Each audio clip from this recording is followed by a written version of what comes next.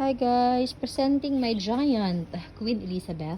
Ayan, as in malaki po yan ha. Sobrang laki niyan. Ayan. Yan ang kanyang mga ugat. Ready for propagation na to. Sino may gusto. Nasa extra large siya na pot na kastanim. And siya ay hanggang hips ko. Hanggang hips ang tangkad. Ayan. Ito ay super healthy. Ang ganda ng dahon. Oh. Yan. This one, message nyo ako pag-usapan natin ang presyo. Negotiable pa ang presyo nito. Medyo pricey pero negotiable. Okay? Sino may gusto? Message me. Ayan ang ating giant Elizabeth. Meron akong maliit doon pero hindi ko mahanap kung nasaan. But so far, this is the biggest one. So, pag hindi nabenta, ipopropagate ko na lang siya para meron ulit ako. Ayan. Wala na to masyado sa market. Hindi na siya ganun karami. Ubos na siya. Ayan lamang.